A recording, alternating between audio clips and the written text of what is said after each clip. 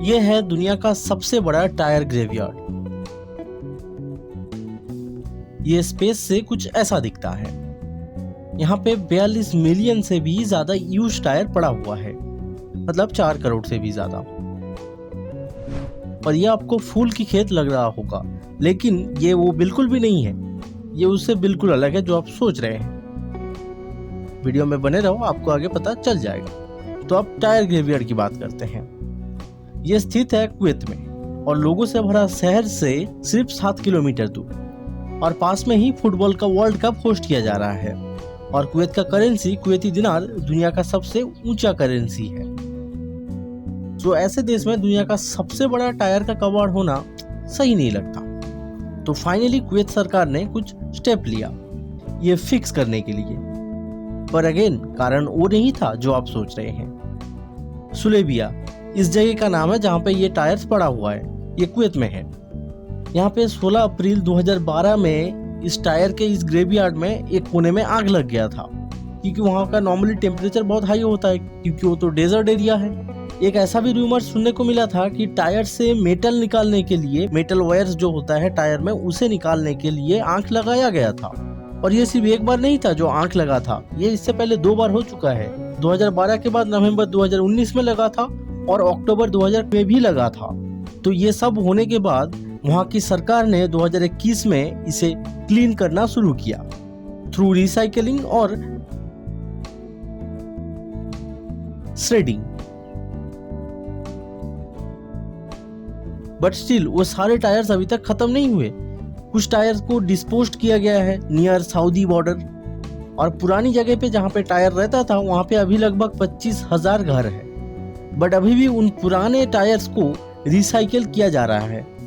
पर पूरी दुनिया में हर साल लगभग 1.5 बिलियन से भी ज्यादा टायर्स का वेस्ट होता है, यानी कि 1 करोड़ 50 लाख से भी ज्यादा।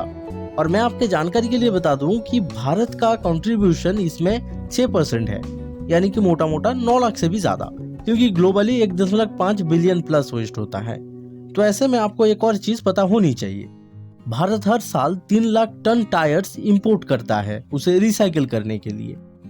कितना कूल है ना। हम इस मामले में आगे हैं और इसमें ज्यादा डीप में नहीं जाऊंगा, क्योंकि इससे फिर वीडियो लंबा हो जाएगा। तो अभी इस बार यह बात करते हैं कि ये असल में है क्या। ये है एक बाईसाइकिल ग्रेवयार्ड। ये स्थित है शेंजिन, चाइना में। यहाँ पे 3 लाख से भी ज्यादा साइकिल्स हैं। और ऐसा भी नहीं है कि ये सब खराब है या चलता नहीं है। ये साइकिल्स को स्मार्टफोन से भी अनलॉक किया जा सकता है और ये चलता भी है, एज यू कैन सी। सो 1970 में यूएस में साइकिलिंग कल्चर या लाइफस्टाइल कह लो बहुत फेमस था, और चाइनीज लोगों के खून में ही तो कॉपी करने का जो ट्रेंड है वो रहता ही है। तो इसीलिए सन 1986 में चाइना ने 33 मिलियन साइकिल प्रोड्यूस किया था, यानी कि 3 करोड़ 30 लाख से भी ज्यादा, और वो भी सिर्फ 11 महीने में। और ये साइकिलिंग का ट्रेंड वहाँ पे भी काफी उस टाइम पे ज्यादा था, मतलब साइकिलिंग लाइफस्टाइल का।